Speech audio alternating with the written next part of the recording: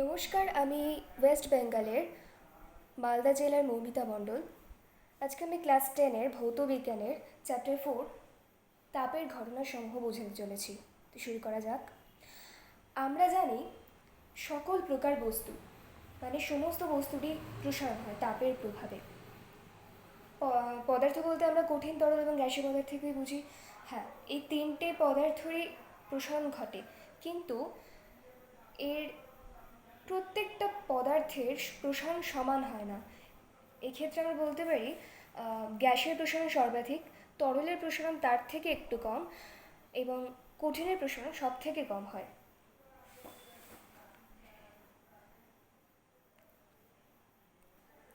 এবং কঠিন বস্তুর নির্দিষ্ট আকার এবং আয়তন থাকায় এর দৈর্ঘ্য, ক্ষেত্র এবং আয়তন প্রসারণ তিনটেই ঘটে, কিন্তু তরল এবং গ্যাসীয় পদার্থের ক্ষেত্র এবং ক্ষেত্রফল এবং দৈর্ঘ্য না থাকায় এ কেবলমাত্র আয়তন প্রসারণই ঘটে। এক্ষেত্রে দৈনন্দিন জীবনে অভিজ্ঞতা স্বরূপ আমরা বলতে পারি যে গরুর গাড়ি চাকায় লোহার বের পড়ানোর সময় কঠিন পদার্থের প্রসারণকে কাজে লাগানো হয়। এক্ষেত্রে প্রথমে লোহার বেড়ের পরিধি চাকার পরিধির চেয়ে সামান্য কম নেওয়া এবং পরে বেড়টিকে উত্তপ্ত করা হয়, এবং উত্তপ্তের ফলে তো তাপের প্রসারণ ঘটে এবং প্রসারণের ফলে সেই উত্তপ্ত অবস্থায় সেই লোহার বেড়টিকে চাকার মধ্যে সহজেই পরিয়ে দেওয়া সম্ভব হয়। আবার দুটি রেল লাইনের জোড়ের মাঝে সামান্য ফাঁক রাখা হয়, কারণ গ্রীষ্মকালে বা ট্রেন চলাকালীন ট্রেন ও রেল লাইনের ঘর্ষণের ফলে যে তাপ উৎপন্ন হয় তার ফলে প্রসারণ ঘটে। এই প্রসারণের ফলে তার সেই প্রসারিত অংশের বেগে যাওয়ার ফলে রেল লাইনে দুর্ঘটনা ঘটতে পারে, কিন্তু সেইখানে যদি একটু ফাঁক রাখা হয় তবে রেল লাইন যেতে কোনো অসুবিধা হয় না, কোনো দুর্ঘটনার সম্ভাবনা থাকে না। এখানে একরকম প্রশ্ন আসে, একই উষ্ণতা বৃদ্ধিতে বিভিন্ন কঠিন পদার্থের প্রসারণ বিভিন্ন হয় কি হয় না, প্রমাণ করে দেখাও। এক্ষেত্রে আমরা দ্বিধাতব পাতের সাহায্য নিতে পারি। দ্বিধাতব পাত বলতে বোঝায় একই জ্যামিতিক আকার ও আকৃতি বিশিষ্ট দুটি ভিন্ন ধাতুর পাতকে একটির উপর অন্যটিকে রিবেট করে একটার উপর একটাকে গলি তার উপর যে অন্যটিকে রেখে যে আটকানোর পদ্ধতি, সে আটকালে ওটাই হলো রিবেট পদ্ধতি। এভাবে করে আটকালে যে সংস্থা বা ব্যবস্থাটি গঠিত হয় তাই হলো দ্বিধাতব পাত। এবার দ্বিধাতব পাতে আমরা মনে করলাম দুটো পদার্থ তামা ও লোহা। এখানে তামা এবং লোহার দ্বিধাতব পাতকে উত্তপ্ত করলে তামার দৈর্ঘ্য প্রসারণ গুণাঙ্ক লোহার থেকে বেশি হওয়ায় তাপমাত্রা বৃদ্ধি করলে তামার দৈর্ঘ্য প্রসারণ গুণাঙ্ক লোহার চেয়ে বেশি হবে। যেহেতু পাত দুটি রিবেট করে আটকানো, তাই পাত যুগ্মটি বেঁকে যাবে এবং তামার প্রসারণ বেশি হওয়ার জন্য এটি বাইরের দিকে বেঁকে যাবে। অর্থাৎ এক্ষেত্রে বোঝা যাচ্ছে একই উষ্ণতা বৃদ্ধি করলেও দুটি পদার্থের প্রসারণ বিভিন্ন হচ্ছে। বিভিন্ন পদার্থ, এক্ষেত্রে আমরা তামা এবং লোহার প্রসারণকে দেখলাম। এবার কঠিন পদার্থের দৈর্ঘ্য প্রসারণ গুণাঙ্ক বা রৈখিক প্রসারণ গুণাঙ্ক। কোনো একটি কঠিন পদার্থের একক উষ্ণতা বৃদ্ধিতে তার প্রতি একক দৈর্ঘ্যে যেই পরিমাণ দৈর্ঘ্য প্রসারণ হয় তাকে ওই পদার্থের দৈর্ঘ্য প্রসারণ গুণাঙ্ক বলে। যদি আমরা ধরি θ1 ডিগ্রি সেন্টিগ্রেড উষ্ণতায় কোনো কঠিন পদার্থের দৈর্ঘ্য L1 একক, তবে উষ্ণতা বৃদ্ধি করা হলো θ1 থেকে θ2 করা হলো, অতএব উষ্ণতা বৃদ্ধি হবে θ2 - θ1 ডিগ্রি সেন্টিগ্রেড, এবং দৈর্ঘ্য ছিল L1 এবং দৈর্ঘ্য বৃদ্ধি করা হলো L2, অতএব দৈর্ঘ্য বৃদ্ধি পেল L2 - L1। এক্ষেত্রে এবার এইভাবে 1 ডিগ্রি উষ্ণতা বৃদ্ধিতে প্রতি একক আয়তনে রৈখিক প্রসারণ ঘটবে, তাহলে L2 - L1 by L1 into θ2 - θ1 এই পরিমাণ। এবার রৈখিক প্রসারণ গুণাঙ্ককে, কঠিনের রৈখিক প্রসারণ গুণাঙ্ককে আলফা দ্বারা চিহ্নিত করা হয়। সো আলফা ইকুয়াল টু এটা হলো এর থেকে, অর্থাৎ L2 - L1 হচ্ছে দৈর্ঘ্য প্রসারণ, যেই দৈর্ঘ্যটা বৃদ্ধি পেল, বাই L1 প্রাথমিক দৈর্ঘ্য ইন্টু উষ্ণতা বৃদ্ধি θ2 - θ1 উষ্ণতা বৃদ্ধি হলো।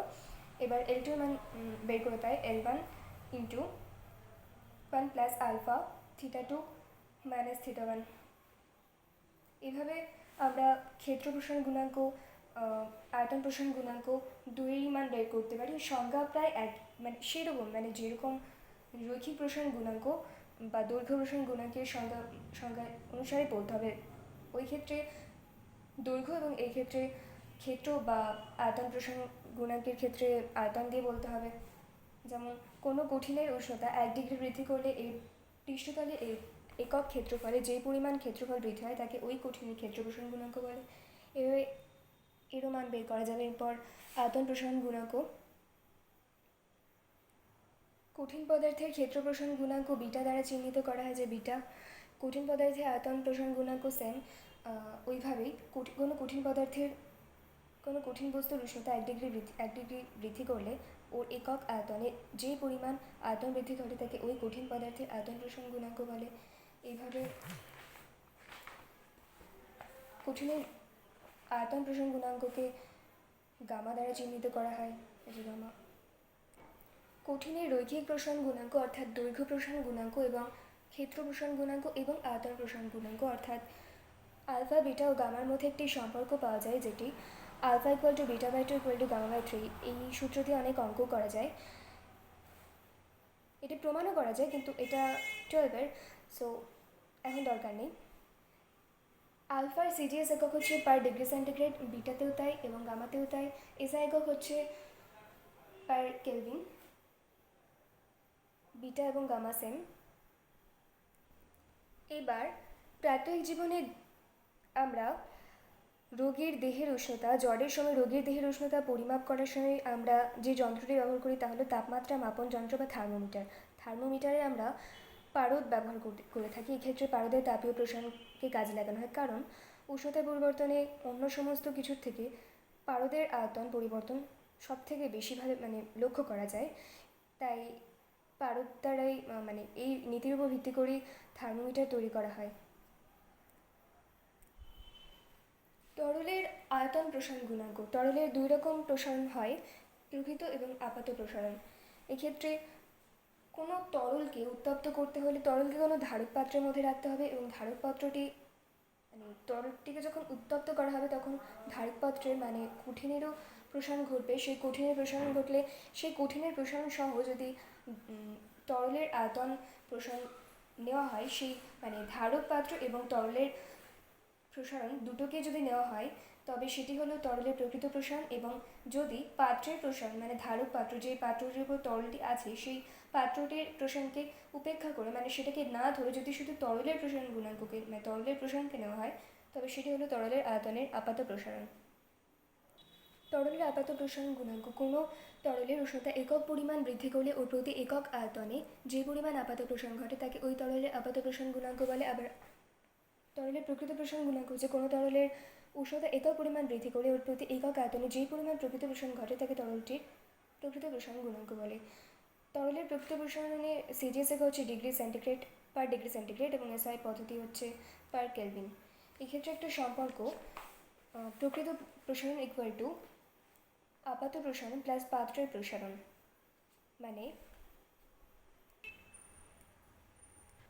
সমান উষ্ণতার পার্থক্যের জন্য সব গ্যাসের আয়তন প্রসারণ সমান হয়, কিন্তু সেটা কঠিন এবং তরলের ক্ষেত্রে দেখা যায় না। গ্যাসের প্রসারণ দৈনন্দিন জীবনে দেখা যায় যে উনুনের ওপর বসানো দুধের কড়া থেকে দুধ উত্তপ্ত অবস্থায় উঠে ওঠে। এর কারণ হলো দুধের ভিতর দ্রবীভূত বায়ু উত্তপ্ত অবস্থায় প্রসারিত হয়, তাই ওই বায়ুর তাপীয় প্রসারণের ফলে দুধ উঠে ওঠে। গ্যাসের আয়তন প্রসারণ গুণাঙ্ক। চার্লসের সূত্রানুসারে স্থির চাপে নির্দিষ্ট করে কোনো গ্যাসের আয়তন প্রতি ডিগ্রি সেলসিয়াস উষ্ণতা বৃদ্ধি বা হ্রাসের জন্য উক্ত গ্যাসের 0 ডিগ্রি সেন্টিগ্রেড উষ্ণতায় যে আয়তন হয় যথাক্রমে তার 1/200 অংশ বৃদ্ধি বা হ্রাস পায়। এটা আমরা গ্যাসের আচরণ চ্যাপ্টারে জেনেছিলাম। এবার গ্যাসের আয়তন প্রসারণ গুণাঙ্ক কাকে বলে যদি বলে, তখন চাপ স্থির রেখে কোনো নির্দিষ্ট ভরে গ্যাসের উষ্ণতা 0 ডিগ্রি থেকে 1 ডিগ্রি সেন্টিগ্রেড উষ্ণতা বৃদ্ধি করা হলে ওর প্রতি একক আয়তনে যে আয়তন বৃদ্ধি হবে তাকেই ওই গ্যাসের আয়তন প্রসারণ গুণাঙ্ক বলে। গ্যাসের আয়তন প্রসারণ গুণাঙ্কের মান হল 1/273 ডিগ্রি। অতএব গ্যাসের আয়তন প্রসারণ গুণাঙ্কের মান 1/273 পার ডিগ্রি সেন্টিগ্রেড। এবার তাপের পরিবহন কাকে বলে? যে পদ্ধতিতে কোনো বস্তুর মধ্যে দিয়ে উষ্ণতর অংশ থেকে শীতলতর অংশে তাপ সঞ্চালিত হয় অথচ বস্তুটির উপাদান কণাগুলি কোনো স্থান পরিবর্তন হয় না, বস্তু হয় না, তাকে তাপের পরিবহন বলে। তাপের পরিবাহিতা। এই প্রস্থচ্ছেদ এবং ডি বেগযুক্ত একটি আয়তাকার পাতের উষ্ণ পৃষ্ঠ থেকে শীতল পৃষ্ঠে কোনো তাপ তাপ পরিবাহিত হলে পাত্রের পৃষ্ঠের লম্বাভিমুখে পরিবাহিত তাপের পরিমাণ হবে সময়ের সাথে সমানুপাতিক, উষ্ণতা বৃদ্ধির সঙ্গে সমানুপাতিক, প্রস্থচ্ছেদের সঙ্গে সমানুপাতিক এবং বেধের সঙ্গে ব্যস্তানুপাতিক। তাহলে যৌগিক ভেদের নিয়মানুসারে এটা হয় ইকুয়াল টু তাপের পরিমাণ, পরিবাহিত তাপের পরিমাণ equal to A into θ1 minus θ2 into T by T, অতএব এটা। এখন এই কেটা হচ্ছে তাপ পরিবাহিতাঙ্ক। অতএব যদি আমরা এ অর্থাৎ প্রস্থচ্ছেদের ক্ষেত্রফল সময় পরিবাহিত তাপের পরিমাণ মানে প্রস্থচ্ছেদের ক্ষেত্রফল যদি 1 হয়, সময় যদি 1 হয়, উষ্ণতা বৃদ্ধির পরিমাণ যদি 1 হয় এবং বেধ যদি 1 হয়, তাহলে তাপের পরিমাণ পরিবাহিত তাপের পরিমাণ ইকুয়াল টু কে হবে, আর কে ইকুয়াল টু তাপ পরিবাহিতাঙ্ক। অর্থাৎ এগুলো যদি 1 হয়ে যায়, ইন্টু করে 1 মানে কে হবে, অর্থাৎ কে হচ্ছে তাপ পরিবাহিতাঙ্ক। অতএব একক বেধ ও একক প্রস্থচ্ছেদ বিশিষ্ট কোনো পদার্থের দুই বিপরীত পৃষ্ঠের উষ্ণতার পার্থক্য 1 ডিগ্রি হলে উষ্ণ পৃষ্ঠ থেকে শীতল পৃষ্ঠে লম্বভাবে 1 সেকেন্ডে যে পরিমাণ তাপ পরিবাহিত হয় তাকে ওই পদার্থের তাপ পরিবাহিতাঙ্ক বা তাপ পরিবাহিতা বলে। এবার কে এর একক, তাপ পরিবাহিতাঙ্কের একক এসআই এককে পরিবাহিত তাপের পরিমাণ equal to joule into metre by metre square into second into kelvin. Metre কাটলো, তারপর ইকুয়াল টু জুল, কেটে নিচে metre equal to joule into second minus 1 into metre minus 1 into kelvin minus 1, joule into second minus 1কে আমরা watt লিখতে পারি, watt into metre minus 1 kelvin minus 1। CGS পদ্ধতিতে এর একক হচ্ছে ক্যালোরি, সেমি minus 1 second minus 1 degree centigrade minus 1। এবার তাপীয় রোধ। যে ধর্মের জন্য কোনো পদার্থ তার মধ্যে দিয়ে তাপের পরিবহনকে বাধা দেয় তাকে তাপীয় রোধ বলে। অর্থাৎ তাপীয় রোধ ইকুয়াল টু পরিবাহীর বেধ বা দৈর্ঘ্য বাই তাপ পরিবাহিতাঙ্ক ইন্টু ক্ষেত্রফল। অতএব তাপীয় রোধ ইকুয়াল টু ডি বাই একে। অতএব এর এসআই একক হলো m metre by metre square into watt metre minus 1 kelvin minus 1, অতএব ওয়াট মাইনাস 1 কেলভিন। তাপ পরিবাহিতাঙ্ক এবং তাপ পরিবাহিতা আলাদা। তাপীয় রোধের অনন্যকে তাপ পরিবাহিতা বলে। অতএব তাপ পরিবাহিতা ইকুয়াল টু 1 বাই তাপীয় রোধ এবং তাপীয় রোধাঙ্ক হলো তাপ পরিবাহিতাঙ্কের অনন্যক, অর্থাৎ তাপীয় রোধাঙ্ক ইকুয়াল টু 1 বাই তাপ পরিবাহিতাঙ্ক মানে 1 বাই কে। তো এই ছিল আজকে ক্লাস 10-এর ভৌতবিজ্ঞানের চ্যাপ্টার 4 তাপের ঘটনাসমূহ। ধন্যবাদ।